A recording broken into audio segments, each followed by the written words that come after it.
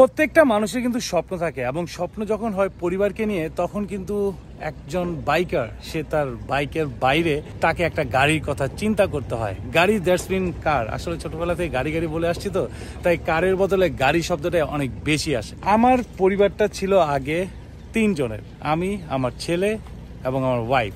কিন্তু এখন হয়ে গেছে আমার 2 ছেলে, আমার ওয়াইফ। শুধুমাত্র আমার পরিবারের কথা যদি চিন্তা করি, কোনোভাবেই একটা বাইকে ট্যুর করা, ট্রাভেল করা বা এদিক সেদিক যাওয়া এখন আর সম্ভব না। প্রথমবার যখন গাড়ি নিয়েছিলাম তখন কিন্তু আমার টার্গেটটা ছিল ফ্যামিলির সবাইকে খুশি করার জন্য। আর এখন আমার একটা দায়িত্ব হয়ে দাঁড়িয়েছে, এনি হাও আমাকে একটা কার কিনতে হবে। আগে যখন আমরা 3 জন ছিলাম, আমি কিন্তু আমার ফ্যামিলি নিয়ে, আমার ছেলেকে নিয়ে, আমার ওয়াইফকে নিয়ে আমি কিন্তু লং ট্যুরও করেছি এই মোটর বাইকে। কিন্তু এখন যে 4 জন আমি বসাবো, অনেকেই দেখি মোটর বাইকে 4-5 জন, 6 জন, 7 জন, 6 জন 7 জন না, মানে 4 জন 5 জন পর্যন্ত আমি দেখেছি বাইকে করে তারা বিভিন্ন জায়গায় ঘুরছে। কিন্তু সেটা আসলে আমার ভালোও লাগে না, এবং সবচেয়ে বড় কথা, যেখানে আমার কথা শুনে আপনারা ইন্সপায়ার্ড হন বাইকিং এর জন্য, সেখানে আসলে আমার সাথে এটা কোনোভাবেই শোভা পায় না। তো ফাইনালি আমি ডিসিশন নিয়েছি, আমি একটা কার কিনবো।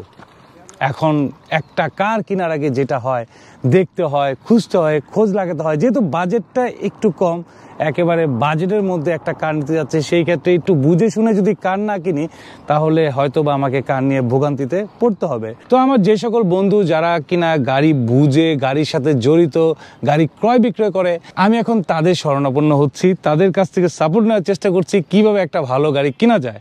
আর এই মুহূর্তে আজকে আমার সামনে আছে আমার আমোদবাগ এলাকার খুব ছোটবেলার ছোট ভাই, বন্ধু সাইদ। Saeed, please welcome. অনেক ছোটবেলা থেকে সাইদের সাথে আমার সম্পর্ক। আমোদবাগে ও পড়তো সেন্ট্রাল গভর্নমেন্ট স্কুলে, আর আমি পড়তাম আমোদবাগ আদর্শ উচ্চ বিদ্যালয়ে। তখন দেখা গেছে যে ওর সাথে আমার রাস্তায় দেখা হতো, কথা হতো। আর ওর আব্বার সাথে আমার খুবই ভালো সম্পর্ক। আঙ্কেল অনেক আদর করতো এবং খুব ঠান্ডা একজন মানুষ।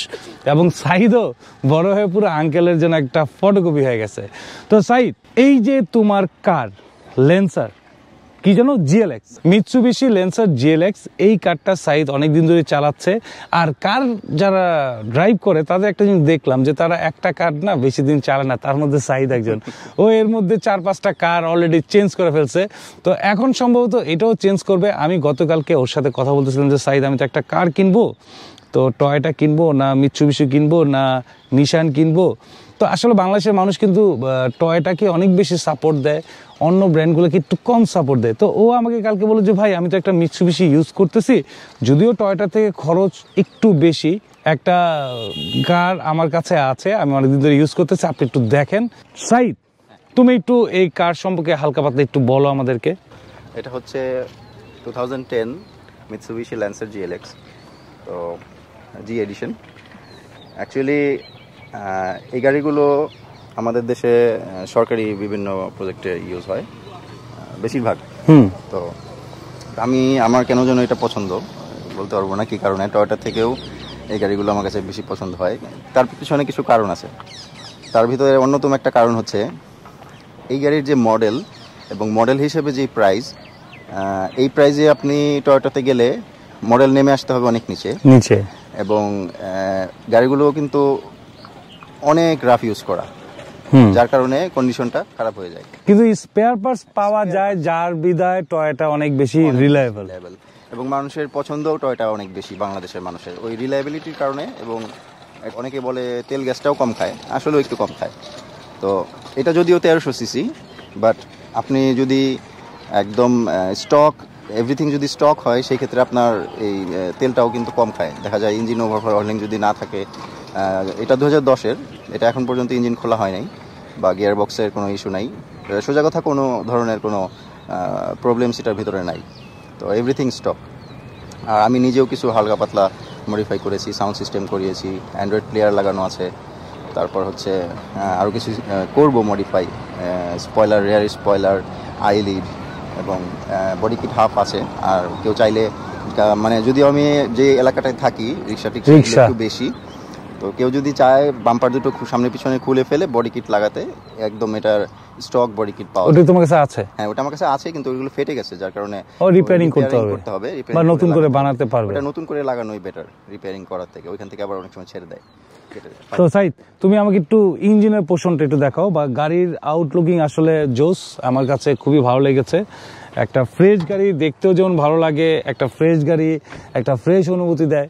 তো এই ফ্রেশনেসটা মোটামুটি এই গাড়িটার আছে। তবে টুকটাক কিছু জায়গায় রিক্সা, মানে আমাদের এলাকায় আসলেই ভাই অনেক রিক্সা, সেই সাথে অটো রিক্সা একটু ঘষা মশা খাই।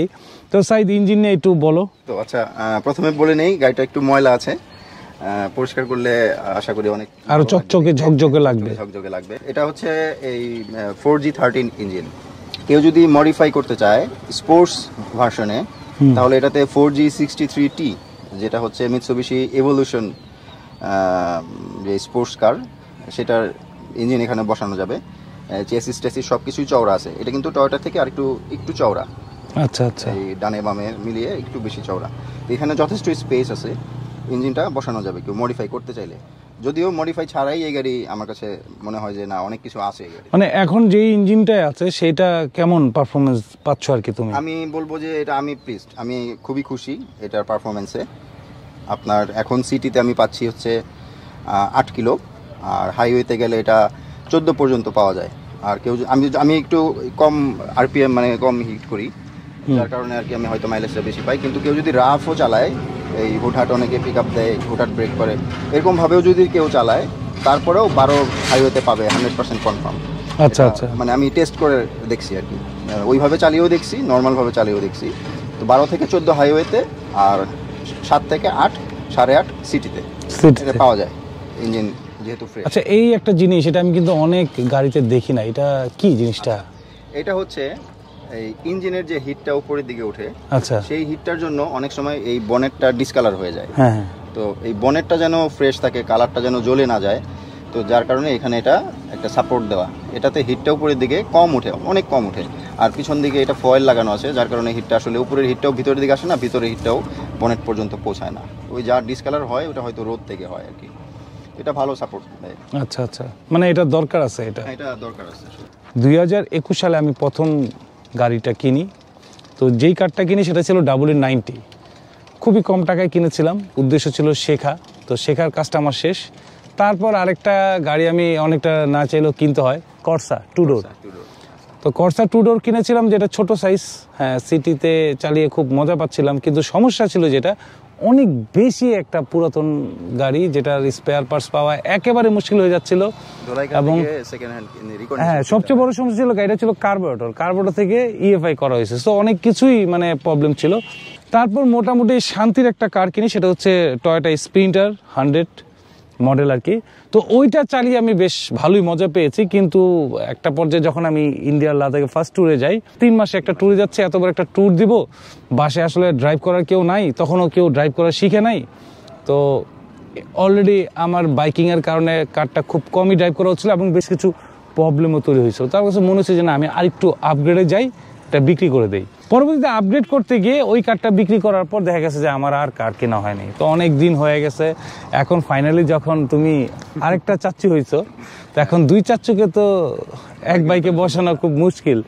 অথবা তার মাকে রেখে যেতে হবে, অথবা যে কোনো একজনকে রেখে যেতে। আমি চাচ্ছি না যে কিছু কিছু আয়োজনে, কিছু কিছু উৎসব পার্বণে আমি আমার একজনকে রেখে আরেকজনকে নিয়ে যাই। তো আমি চাই সবাই যাক, সবাই আনন্দ করুক, সবাই খুশি থাকুক। তো সবাইকে খুশি করার জন্যে আমাকে আসলে একটা কার এখন কিনতেই হবে। আর আমার তো ফ্যামিলি বড় ভাই, আমরা তো জয়েন্ট ফ্যামিলি, তো জয়েন্ট ফ্যামিলি হিসাব করলে বাস কিনতে হবে। তো কারটা হলে আর কি দেখা গেছে যে হ্যাঁ, 2 বারে আমি করতে পারবো, কিন্তু বাইক দিয়ে তো আমি 10 বারেও মনে হয় এদেরকে জায়গা মতোই করতে পারবো না। তো অনেকদিন পর কার ড্রাইভ, লেটস গো। আমার কেন যেন মনে হচ্ছে আপনাদেরকে নিয়েই আমি কারটা ড্রাইভ করছি। যদিও মাঝখানে 2-1 বার কার ড্রাইভ করা হয়েছে বিভিন্ন বন্ধু বান্ধবের। তো আজকে আমি এই যে সাইদ বন্ধুকে পেয়ে গেলাম, তো সাইদকে আসলে কালকে হঠাৎ করে গল্পে আমাদের এই কার কেনার প্রসঙ্গটা আসে। সাইদও আমাকে বলে যে ভাই, আপনি আসলে হঠাৎ করে হুটহাট করে কোনো গাড়ি কিনবেন না। এর আগে সে আমার ব্লগ দেখেছে, আমি হুটহাট করে গাড়ি কিনছি, এবং গাড়িগুলো নাকি সাইদের পছন্দ হয় না। শুধু সাইদ না, অনেক স্পেশালিস্ট যারা গাড়ি নিয়ে ঘাটাঘাটি করে, তারা কেউই আমার কারগুলো পছন্দ করে না। তবে হ্যাঁ, 100 স্প্রিন্টারটা আবার সবাই কম বেশি পছন্দ করেছে, কারণ ওটার ইঞ্জিন কন্ডিশন একদম অসাম ছিল। আর গাড়িটা বিক্রি করে দিয়েছিলাম, একটা রাগও ছিল, একটা অভিমানও ছিল। অনেকদিন আগে আমার বাবা মা, আমার ওয়াইফ, বেবি ওদেরকে নিয়ে যখন ময়মনসিংহ থেকে ঢাকা ব্যাক করছিলাম, তখন একটা বাস আমার গাড়িটাকে একটা বিশাল বড় আঘাত দেয়। তখন মনটা খারাপ হয়ে গিয়েছিল, চিন্তা করেছিলাম যে গাড়ি চালাবো না। পরে অনেক ভেবে চিনতে ফাইনালি সিদ্ধান্ত নিলাম যে না, ওদের সাথে রাগ করে আসলে গাড়ির সাথে অভিমান করার কোনো মানে হয় না। আর এখন তো আমার গাড়ি কেনাটা মানে কি বলবো, একটা বাধ্যতামূলক একটা ব্যাপার হয়ে গেছে। তো এবার আসি এই মিৎসুবিশি ল্যান্সার GLX মডেলটা নিয়ে। আসলে সাইদের গাড়ি, সাইদের সামনেই বলি, সাইদ মাইন্ড করো না, একটু ভালো মন্দ বলি। তো গাড়ির ইঞ্জিন কন্ডিশন জোস, ইঞ্জিন থেকে কোনো নয়েজ নেই এবং বডিও যথেষ্ট। এত বছর পুরনো একটা কার, 2010-এর মডেল, সেই ক্ষেত্রে এটা যথেষ্ট ভালো অবস্থায় আছে। আমার কাছে মনে হয় এই ভালো অবস্থানের পিছনে সাইদই বড় কারণ, যে ও খুব যত্নে চালায়। আসলে এই গাড়িগুলো অনেক দিন টিকে যদি কেউ যত্নে চালায়। তবে এইটার মালিক যিনি আগে ছিলেন, উনি যদি আবার আরেকটু যত্ন করে চালাতো, তাহলে হয়তো বা গাড়িটা আরো ভালো কন্ডিশন থাকতো, আরো ফ্রেশ থাকতো, হ্যাঁ, আরো জোস থাকতো। এখানে আমরা একটা লেডি বাইকার দেখতে পাচ্ছি, ওই যে তো দেখাই দাও, পিছনে বয় বাইকার, সামনে লেডি বাইকার। তো এখন যে কন্ডিশনটা আছে, আমি সাইদ, তুমি একটু যদি এটার দামটা একটু বলো তাহলে আমার জন্য ভালো হয়। আচ্ছা, এটা হচ্ছে আপনার আস্কিং প্রাইস 10 লাখ। তো এখানে কথাবার্তা বলে হয়তো কিছু কমাতে পারবো। হ্যাঁ, প্রাইসটা মডেল এবং এই ব্র্যান্ড হিসেবে অনেকেই বলবে যে একটু বেশি হয়তো, বাট অল অ্যাবাউট আসলে কন্ডিশনটা বিবেচনা করলে অর্থিত আমি মনে করি আর কি। প্রাইস তো সাইদ একটা বললো। এখন কথা হচ্ছে যে আমার আসলে ভাবতে হবে যে আসলে আমি মিৎসুবিশিতে আসবো কিনা, কারণ যেহেতু স্পেয়ার পার্টসের দাম একটু বেশি। আর আপনারা কম বেশি ভালো করেই জানেন, আমি যখন গাড়ি কিনবো, গাড়িটা কিন্তু চালাবো, বেশ চালাবো, অনেক দূর দূরান্তে যাব, ট্যুর করব, ট্রাভেল করব, সেই ক্ষেত্রে একটা গাড়ির উপরে কিন্তু ভালো প্রেশার পড়বে। তো স্পেয়ার পার্ট যদি আমাকে দ্বিগুণ দাম দিয়ে যদি কিনতে হয়, তাহলে কিন্তু মানে এটা বেশ ভালো একটা ভোগান্তির ব্যাপার হবে। আর এমনি গাড়িটা জোস, ঠিক আছে, 10 লাখ টাকা। এখন সাইদের কথা বললো, এখন আমি যদি বলতে যাই তাহলে তো আমি অনেক কম দাম দিয়ে শুরু করবো। ফার্স্টেই বলবো যে ওই যে মুলামুলি করে না মাছের বাজারে, তারপরে যে কাপড়ের দোকানে ওরকম করে মুলামুলি করতে হবে। তবে হ্যাঁ, আগে আমাকে সিদ্ধান্ত নিতে হবে যে আদৌ আমি এই কারটা কিনবো কিনা। আর গাড়ির ইন্টেরিয়র ওকে, আমার মনে হয় সিট কভারগুলো একটু চেঞ্জ করতে হবে, তাহলে গাড়িটা একটু প্রিমিয়াম ভাইব আসবে। তবে একটা জিনিস ভালো লাগতেছে যে গাড়ির সবকিছুই টুকটাক অরিজিনালি, মানে আমার কাছে মনে হচ্ছে, বাকিটা সাইদ ভালো জানে। সাইদ কি সব কি অরিজিনাল সেটআপে আছে? Everything original. এই যে এখানে আমি একটা প্লেয়ার লাগিয়েছি, তো এটা এই আফটার মার্কেট। আর আরো কিছু লাগাবো আর কি, রিয়ার স্পয়লার, সামনে হেডলাইট, আইলাইট। গাড়িতে স্টক বডি কিট ছিল, মাঝখানেরটা রেখেছি আমি, আর সামনে পিছনে দুটো খুলে ফেলছি। কারণ হচ্ছে যে বললাম রিক্সা, এইগুলো আসলে সব এরিয়াতে বডি কিট। রিক্সা তাছাড়া স্পিড ব্রেকারও কিন্তু একটা হিউজ প্রবলেম। আর গাড়িগুলো একটু নিচু, এই গাড়িগুলো একটু নিচু টয়োটা থেকে। আর হচ্ছে নিচু হলেও যেহেতু এটা সাসপেনশন স্টিফ, টয়োটা থেকে মিৎসুবিশি সাসপেনশনটা স্টিফ, তো যার কারণে ওই একটু স্লো গেলে আর বোঝা যায় না যে গাড়িটা নিচু। আরেকটা জিনিস আমি একটু দেখাই, এই গাড়ির যে জিনিসটা আমার সবচেয়ে ভালো লাগছে, ভিউ অ্যাঙ্গেল একদম পুরা, মানে অনেকখানি জায়গা আমি দেখতে পাচ্ছি, যেটা টয়োটার থেকে আমার একটু বেটার মনে হয়েছে। এখন সাইদ আরো ভালো বলতে পারবে। তো এই যে শেষের যে জায়গাটা, এটা অনেক বেশি। টয়োটা দেখা গেছে যে আমার একটু মাথা উঁচু করে চালতে হতো, সেই ব্যাপারটা এই জায়গাটায় নাই। তো আমি যখন কার ব্লগিং করব, তখন আপনারা এরকম একটা অ্যাঙ্গেল দেখতে পাবেন। হ্যাঁ, অস্থির একটা ব্যাপার স্যাপার। আসলে গাড়ির ব্যাপারটাই আলাদা, নিজেও সেফ, ফ্যামিলিও সেফ, সবকিছু মিলিয়ে গাড়ির আসলে বিকল্প গাড়ির বিকল্প কখনো বাইক হতে পারে না। আবার এটাও ঠিক, বাইকের বিকল্প কখনো গাড়ি হতে পারবে না। একটা বাইক যে মজা দেয়, থাক, গাড়িতে বসে বাইকের প্রশংসা না করি। ও হ্যাঁ, ও সাইদ আবার আঙ্গুলে টোকা দিয়ে বললো, ভাই আমিও কিন্তু একসময় বাইকার ছিলাম। সাইদ 5 বছরে 7টা বাইক চেঞ্জ করেছে, আর গাড়ি তো না হলেও 4-5টা চেঞ্জ করেছে। তো সাইদ আসলে কোনো গাড়ির ব্যবসায়ী না, ও মূলত শখের জায়গা থেকে গাড়িগুলা কিনে মডিফিকেশন করে, চালায়, ভালো লাগে। আবার দেখা গেছে আরেকটু আপগ্রেড মডেল পেলে সেই মডেলটা আবার কিনে ফেলে। তো এই গাড়িটা সম্ভবত এরকমই ব্যাপার স্যাপার। সাইদ হয়তো বা এই গাড়িটা বেশি দিন রাখবে না, ভাবচক্করে মনে হচ্ছে সে আরেকটা গাড়ি কিনবে। তো দেখা যাক কি গাড়ি কিনে, আর দেখা যাক আমি এই গাড়িটা আলটিমেট কিনি কিনা। তো আপনারাও কমেন্টে জানাবেন এই গাড়িটা কেনাটা কতটা ওয়াইজ মনে হবে। আস্কিং প্রাইস 10 লাখ, 10 লাখ মানে 10 লাখ টাকা দিতে হবে তা না, তো কত হলে ঠিক আছে, যেহেতু আপনারা দেখলেন, আপনাদের কাছে সবই শেয়ার করেছি গাড়ির কন্ডিশনের ব্যাপারে। আর আরেকটা বিষয় আমার খুবই ভালো লেগেছে এই গাড়ির, সেটা হচ্ছে কালারটা একেবারে অরিজিনাল কালার। কারণ পেইন্ট করা কালার আসলে বোঝা যায়, যদিও কিছু কিছু পেইন্ট বোঝা যায় না, অনেক কোয়ালিটিফুল পেইন্ট যেগুলো, কিন্তু এটার অরিজিনাল কালারটা মানে আমার কাছে জোস লাগছে। যদিও রিক্সা, ওই যে আমাদের এলাকায় রিক্সা সমস্যা একটু দাগ টাগ আছে, কিন্তু ওভারঅল চিন্তা ভাবনা করলে এই কালারটা আমার কাছে ভালো লাগছে। আর লাল রং, বাংলাদেশের সবুজের সাথে লাল রংটা আসলে খুব যায়। তবে ব্যক্তিগতভাবে আমার ব্ল্যাক কালারটা বেশি পছন্দ। তবে ব্ল্যাক কালারে আবার একটা সমস্যা আছে, যেটা অন্য কোনো কালারে এত সমস্যা হয় না, সেটা হচ্ছে যে গরম এত গরম হয়, মাঝে মধ্যে মনে হয় যে এসি কাজ করতেছে না। তো সাইদ, আমি যদি কোনো কারণে তোমার গাড়িটা না কিনি, আই হোপ তুমি মাইন্ড করবে না। আর সাইদের কাছে গাড়ি বিক্রি করার কোনো ব্যাপার না, ওর একটা বিশাল বড় একটা কার কমিউনিটি আছে। দেখা গেছে যে ওরাই নিজেরা এই গাড়ি কিনে আবার বিক্রি করে, আবার কিনে বিক্রি করে, টাকা পয়সা প্রয়োজন, গাড়ি বিক্রি করে একটু নর্মাল গাড়ি কিনে, আবার টাকা পয়সা বেশি আসছে, দেখা গেছে যে আরেকটা গাড়ি কিনে ফেলে। অনেকটা যে আমরা যারা বাইক কিনি, ঘন ঘন বাইক চেঞ্জ করি, অনেকটা আমাদের মতোই। তো ফাইন, থ্যাংক ইউ সাইদ আমাকে সময় দেওয়ার জন্য। সবচেয়ে বড় কথা, মানে অনেক বছর পর তোমার সাথে দেখা হয়েছে, গল্প হয়েছে। এখন তোমাকে মানে তুমি আমাকে ট্যুরে ইনভাইট করছো, সাইদ কিন্তু আমাকে অলরেডি একটা ট্যুরে ইনভাইট করছো, ভাই চলেন, আপনি গাড়ি কিনবেন কবে না কবে, এর আগে চলেন আমরা এই লেন্সার দিয়ে একটা ট্যুর দিয়ে আসি। তো খুব শীঘ্রই একটা লেন্সারের ট্যুর হবে, কি বলো সাইদ? অবশ্যই। আর লেন্সার কি জিনিস হাইওয়েতে সেটা বোঝা যাবে। 13 সিসি হলে কি হবে, স্পিডটা বোঝা যাবে। যেমন আমি হালকা থ্রটল প্রেস করতেছি, এতেই যেমন টান উঠতেছে, আমার মনে হয় এটা যখন ফুল থ্রটল দেওয়া হবে মানে সেই। আচ্ছা, এটা টপ স্পিড কত? ওই যে এখানে মিটারে 220 উঠে যায়। 13 সিসি গাড়ি 220 উঠে যায়। আমি 165 165 70 এর মতো 165 উঠাইছো? তুই মানুষ না এলিয়ন? আসলে এটা আমাদের বাইকারদের কমন প্রশ্ন, টপ স্পিড কত, মাইলেজ কত? তো মাইলেজ ছাড়া তো সবই শুনলাম, 8 মাইলেজ সিটিতে প্লাস মাইনাস, আর হাইওয়েতে 12। তবে ভাই, আমি তোমাকে একটা জিনিস বলতে পারি, এই গাড়ি যদি আমার কাছে আসে, তুমি যেটা বলছো সিটিতে 10, সেটা আমার কাছে চলে যাবে সিটিতে 12, আর হাইওয়েতে চলে আসবে 18। কারণ অনেক কিছু চালানোর উপর ডিপেন্ড, অনেক কিছু, এবং মেইনটেনেন্সের উপর অনেক কিছু ডিপেন্ড করে। যাই হোক, আমার কার ব্লক কিছু আছে, আমি টয়োটা 100 স্প্রিন্টারে আমি সেটাতে 18 মাইলেজ পেয়েছিলাম। আচ্ছা, আমি ছোট করে আরেকটা কথা বলি, সেটা হচ্ছে এই গাড়িগুলো অনেকেই গ্যাসে চালানোর পরে প্রবলেম ফেস করে। এই গাড়িগুলো আসলে আমি যেটা বলবো, এটা গ্যাসের জন্য না।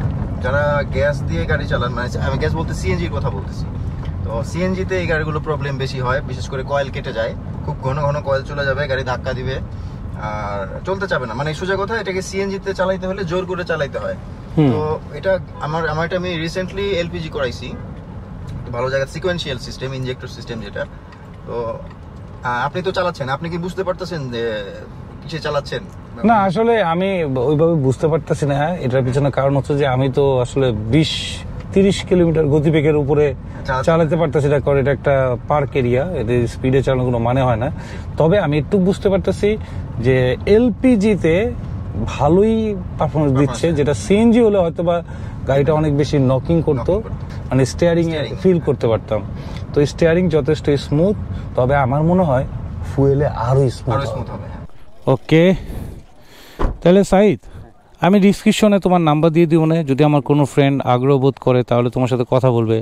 ওকে, তখন যদি তুমি মনে করো, আর আমি যদি নেই, আমি তো তোমাকে মানে খুব শীঘ্রই জানাবো। আর যদি না জানাই তাহলে ভাববা আমি নিব না। কারণ কি, আসলে দেখো, অনেক দিন পর কার কিনতেছি, সো কারের অনেকগুলো ব্যাপার স্যাপার আমার চিন্তা করতে হবে।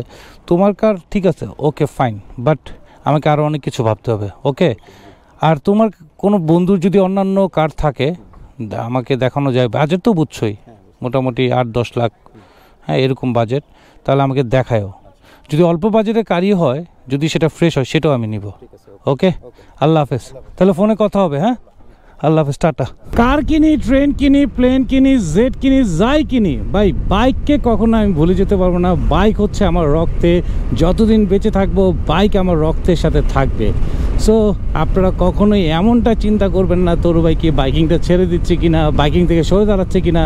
কার এইখানে শুধুমাত্র আমার প্রয়োজনীয় একটা মাধ্যম। তবে হ্যাঁ, যদি আল্লাহ কখনো সামর্থ্য দেয়, অ্যাবিলিটি দেয়, অবশ্যই এমন এমন কারও আমি ড্রাইভ করব যদি আল্লাহ চায়। ইনশাল্লাহ ইনশাল্লাহ ইনশাল্লাহ। আমি আসলে আশাবাদী মানুষ, খুব ছোট্ট ছোট্ট স্বপ্ন থেকে অনেক বড় বড় স্বপ্নের কাছে এসেছি এবং অনেক বড় বড় স্বপ্ন দেখি। এখন জানি না কতটুকু পূরণ হবে। আরে ভাই, পরিবারের জন্য তো মানুষ জীবন দিয়ে দেয়। আমি তো ভাই সামান্য একটা কার, যেই কারের মাধ্যমে আমার পরিবারের স্বপ্ন উঠবে। আমার স্বপ্ন তো ভাই বাইকেই উড়ে। সো পরিবারের স্বপ্ন, আমার স্বপ্ন, সব স্বপ্নই থাকুক, সবাই খুশি থাকুক। আসলে আমি যে আমার লাস্ট কারটা বিক্রি করেছি, আমার বাসার সবাই খুব কষ্ট পেয়েছে। তবে হ্যাঁ, কিছু বলতে পারেনি, কারণ অর্থনৈতিক সিচুয়েশনটা একটু অন্যরকম ছিল, লকডাউনের পরবর্তী অবস্থাটা ছিল। কিন্তু আল্লাহর রহমতে একটু একটু করে ফিরে আসছি এবং আবার আবার আবার পরিবারের স্বপ্নটাকে জাগিয়ে তুলছি। ইনশাল্লাহ খুব শীঘ্রই আমি একটা কার কিনে আমি আমার পরিবারকে অনেক বড় একটা খুশি দিব। তবে হ্যাঁ, আমাকে বুঝে শুনে একটা ভালো কার কিনতে হবে। এখানে আমার বাজেটটা কম কিন্তু প্রত্যাশা অনেক বেশি। সো বুঝে শুনে একটা গাড়ি কিনবো, যেই গাড়িটা আমাকে ভোগাবে না এবং হতাশ করবে না।